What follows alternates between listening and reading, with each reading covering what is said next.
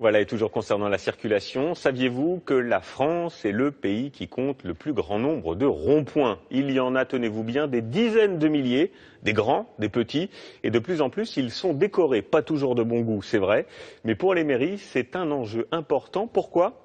Anthony Joly et Arnaud Bouju nous expliquent. Une soucoupe volante, des spationautes, bienvenue sur le rond-point de l'espace.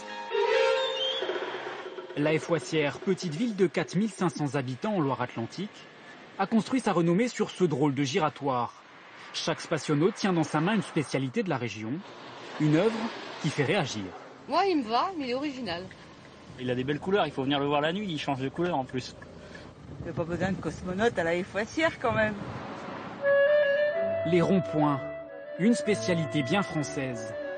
Plus de 30 000 sur tout le territoire, et parmi eux, quelques spécimens de ce type.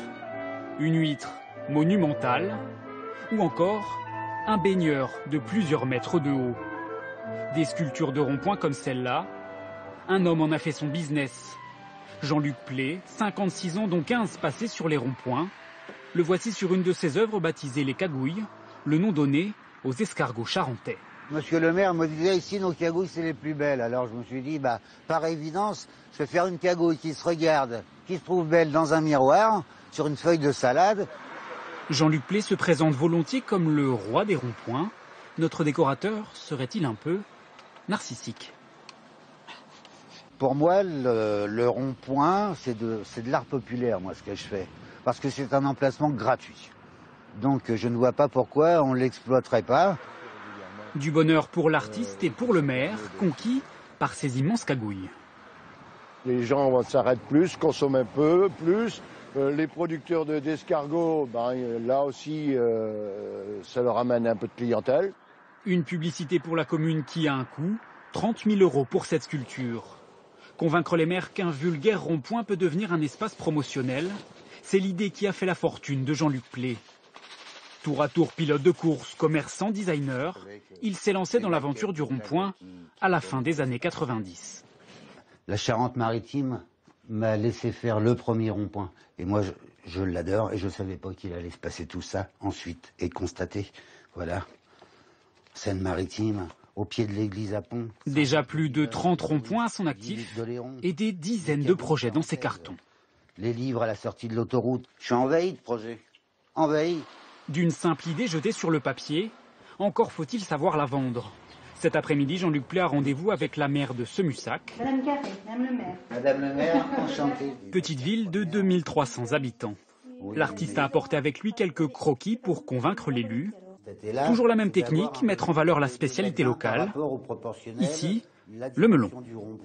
Ayant visité le site, je crois qu'on pourrait avoir un gros melon avec son feuillage. Je trouvais ça formidable. Voilà, et le melon tranché, prêt à être dégusté. Voilà. Madame le maire semble convaincue par le projet, mais une question n'a pas encore été abordée. Le prix. Ce rond-point coûtera 35 000 €, 10 000 pris en charge par le Conseil général, reste 25 000 € pour la commune, un investissement important que la maire espère rentable. Par rapport au budget de la commune, c'est un dixième du budget de la commune.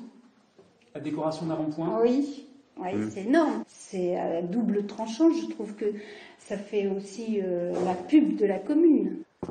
Une fois de plus, l'argumentaire de Jean-Luc Plé a fait mouche, à tel point qu'il a même signé un autre contrat. Alors Jean-Luc, verdict? Du bonheur.